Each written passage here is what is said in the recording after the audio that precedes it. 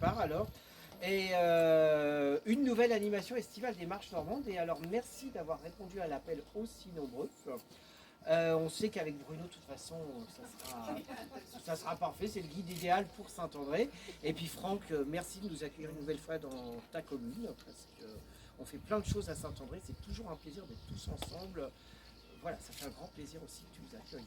Donc merci Franck. On va pas oublier la taxe de séjour. Ben, voilà. Alors, tu verras ça avec ma trésorière qui au passage collecte les adhésions, s'il y en a qui sont intéressés. Donc je vois qu'il n'y avait rien à la télé ce soir, donc merci d'être là. Donc une promenade assez originale sur l'étymologie des rues de la ville. Alors, un terme barbare que Bruno va vous révéler. Et puis comme je dis toujours, vous êtes en bonne main avec Bruno parce qu'il a concocté non seulement une visite qui va être ponctuée de petites surprises gourmandes, n'est-ce pas? Et puis aussi de distractions. Donc le groupe est dans tes mains, Bruno, on t'applaudit. Allez.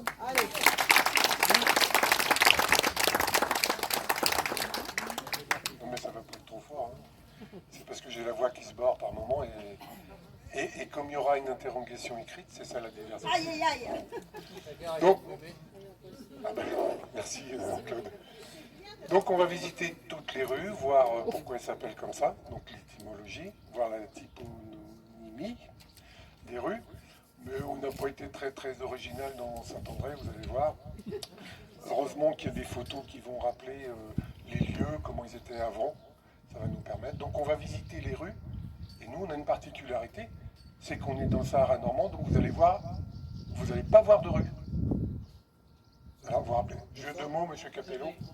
Ah, Voilà. Oh bravo. ça commence, on l'applaudir. Oh là là. Ça fait 6 mois que je suis dessus, hein, quand même. Ok, bah on va attaquer directement derrière. Alors juste derrière, là où il y a le Crédit Agricole, c'est une rue qui est sans nom à l'heure actuelle. Et avant, elle s'est appelée la place de la mairie, qui partait devant, qui allait jusqu'à la maison de côté. Elle s'est appelée la place du presbytère, parce que la grande maison blanche, c'était le presbytère. En passant, vous pourrez regarder au-dessus de la petite porte, il y a encore la date d'un curé qui était à Saint-André en 1800 quelque chose. Et ce qui est là-bas, on va aller voir du côté du Crédit Agricole, c'était le marché aussi aux volailles. Et puis avec ça, la rue Jean Jaurès qui est ici n'existait pas au 19e siècle. La rue où il y a la voiture qui passe existait, elle, c'était... Alors d'un bout, c'était la rue des Fossés, parce que là, je vous l'ai dit plusieurs fois dans les visites, il y avait les fossés qui faisaient l'enceinte du Saint-André médiéval. Alors, mais il est toujours en dessous, le fossé. Hein. Il est dans des buses, il est dans tout ça. Et à l'autre bout, c'était la rue de Chavigny, la rue des Écoles. Et puis la place d'Houmer, mais on va faire le tour par là, et je vais vous expliquer, vous montrer au fur et à mesure les images. Ça n'a pas changé non plus, hein, Saint-André, on est une ville... Il va falloir qu'on change de mairie bientôt. On a un nouveau maire là. Donc voilà, on va aller. Alors déjà, je vais vous montrer. Tu peux les montrer au fur et à mesure. Donc voilà, ça c'est le marché qui est là. Et on voit le marché aux volailles. Mais je vais vous en montrer au fur et à mesure des photos. Je laisse tenir. Allez, je tiens. Allez, on avance par des arbres. Voilà.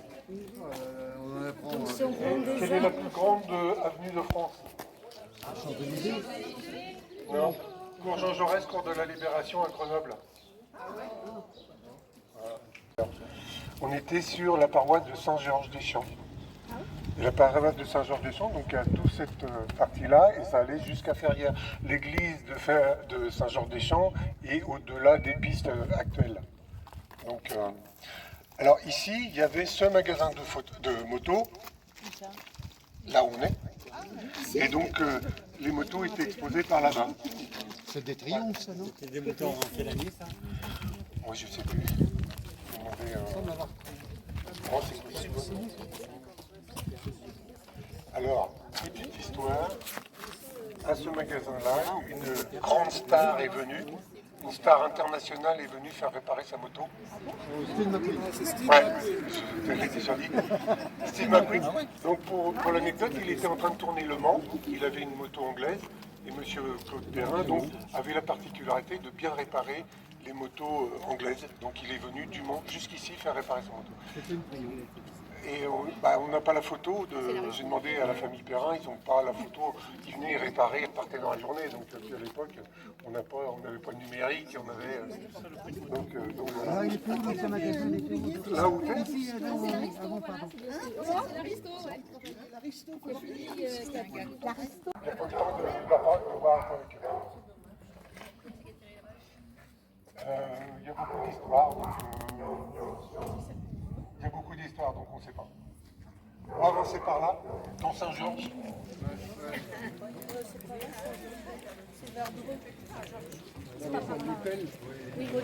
C'était la famille Picard qui avait une ferme de l'autre côté, pour ceux qui ont connu. J'en vois quelques-uns qui doivent se rappeler des vaches à Picard qu'on voyait ici.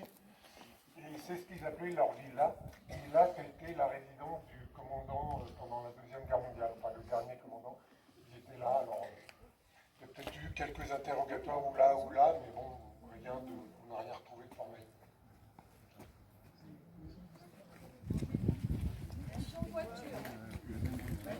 Peut avoir changé.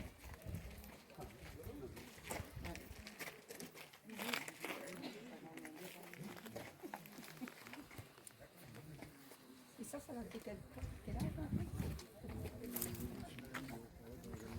D'accord, 1900. Enfin, c'est la date du timbre. Oui. La date du timbre n'est pas forcément. C'est la photo, mais voilà. ouais. Vous avez vu la photo?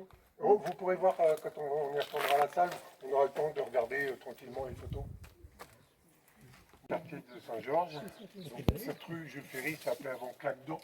Vous pouvez imaginer pourquoi. Et là, on est devant le sentier des gros cailloux. Donc on suppose que ça allait jusqu'à l'église. Parce qu'on a, donc là on a une photo du presbytère de Saint-Georges. Et la maison est la dernière là sur la gauche quand on va repartir. Et elle existe toujours, elle a amélioré, mais elle est toujours dans le même, à peu près dans le même jeu.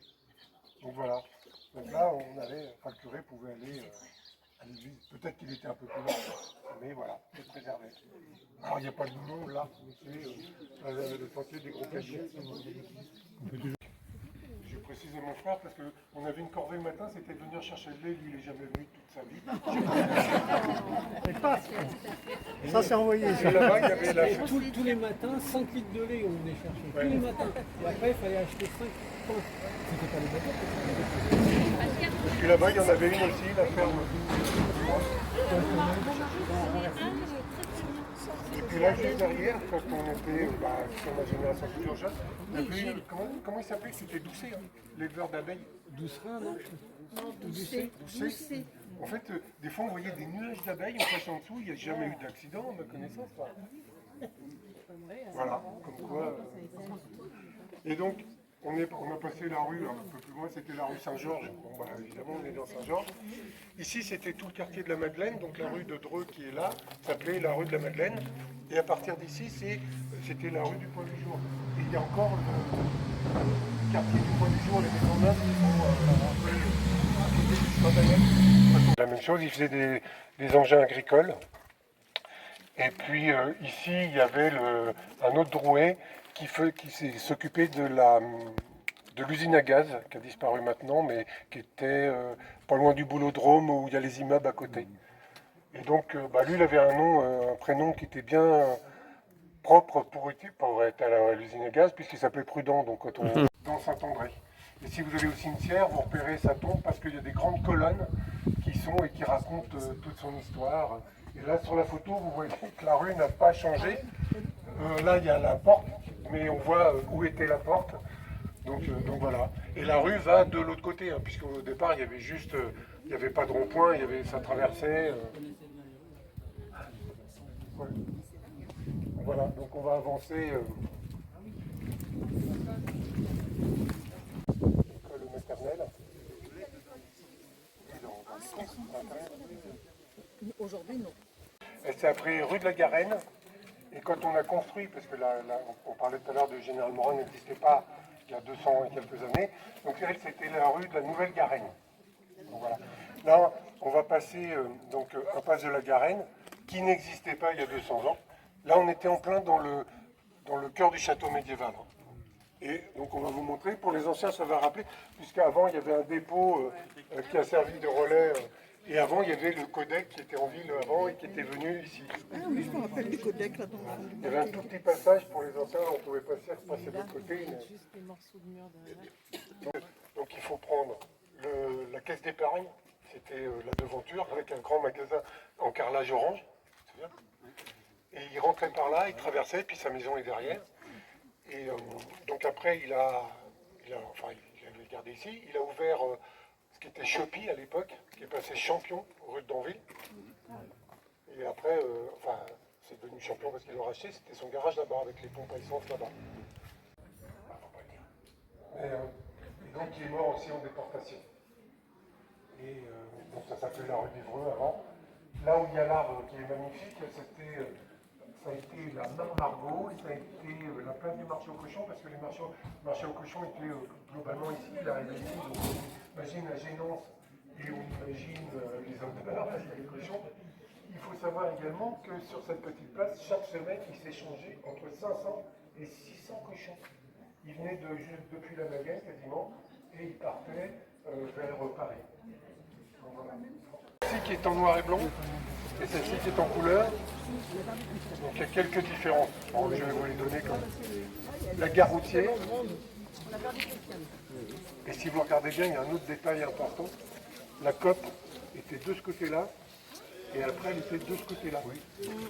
Elle était plus là où il n'y avait pas. Et en fait, pourquoi ils ont changé? Parce que c'était le même propriétaire, et en fait, il y avait des problèmes pour livrer. La COP, il faut toujours plein de provisions. Et il y avait des problèmes pour livrer parce que derrière. J'avais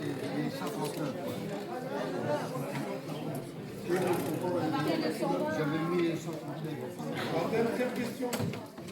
Quel était le nom de notre région avant 1911? Alors, soit la Hollère, soit la Neustrie, soit la Britannica.